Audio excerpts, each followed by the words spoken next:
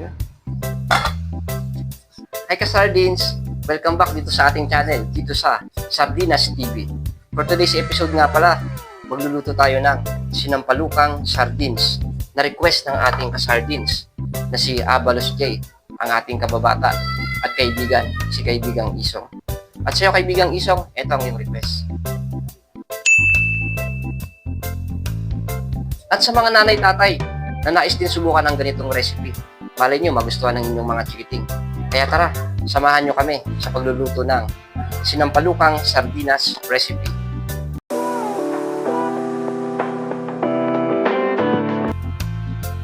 Ngayon, pakukulaan muna natin ang ating sampalok. Ang asim, no? Ang asim ng sampalok. Nangangasim ako. Pakulaan muna natin para ma-extract natin ang ating juice ng sampalok. Yan ang gagawin natin pinakasup. Muna natin ang ating sampalok. Mga 2, 4, 6, 8. Siyam na sampalok. 10 dapat ito kinain ng anak ko yun. Na-curious ko na yung lasa. Taka natin. At ang ating mga ingredients para sa ating sinampalukang sardinas. Meron tayong, syempre, ang ating sampalok. Meron tayong talbos ng kamote, sibuyas, luya, at medyo tuyo na ang ating siling green, bawang. At meron tayong kamatis at ang ating high kilo mackerel.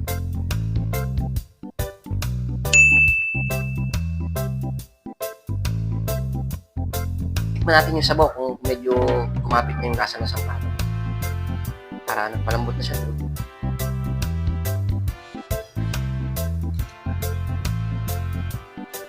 Ang asim. Maasim na mapakla. Pero masarap. Okay na to. Ngayon, mag-isa muna tayo ng ating mga spices. Sinet aside muna natin yung ating pinakulong sampalok para medyo lumabig.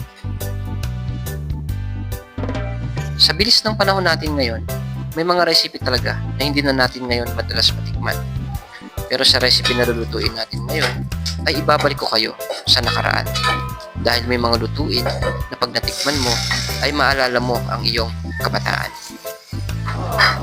Dito sa Pilipinas, marami talaga ang mga natural na pampaasim. Katulad nga nitong sampalok, na nung bata pa kami ay halos pinipitas lang namin sa likod bahay. Lalo na kung may puno kayo ng sampalok.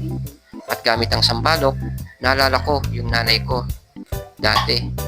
Nagluluto siya ng sinampalukang baboy. Minsan manok o kaya sinampalukang isda katulad ng tilapia. At isa pang pampaasim na nakukuha lang sa likod bahay, kung meron kayong tanim syempre, ay ang kamyas na talaga namang ubod ng asim. At kung wala namang kayong kamyas, may isa pang uri ng pampaasim na bihira lang natin nakikita sa ngayon. Pamilyar ba kayo sa dahon ng alimumbang sardines? Kung pamilyar kayo sa natural na pampaasim na ito, paki-comment nyo naman sa ating comment section.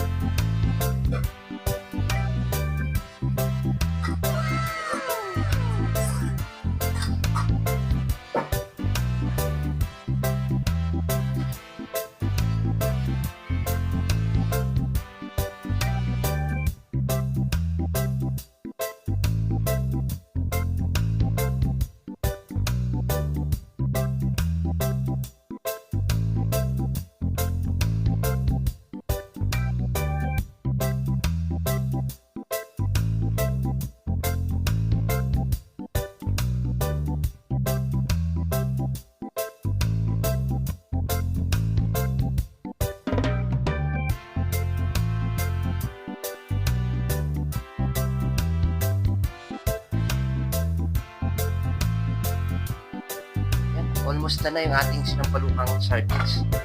Tikman natin ka-sardines kung ano ba yung lasa.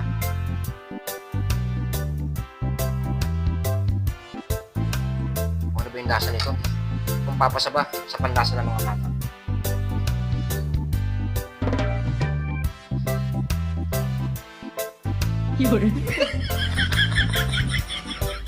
Masarap. Para siyang sinigang ang asim. Pero legit panalo. Kaya salamat sa request nito.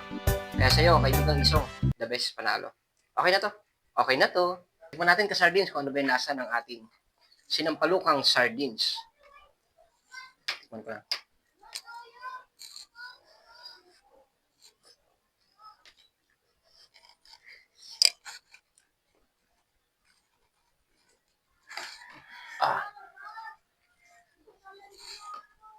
Legit, ang sarap. Sinigang version, sampalok, ang sarap.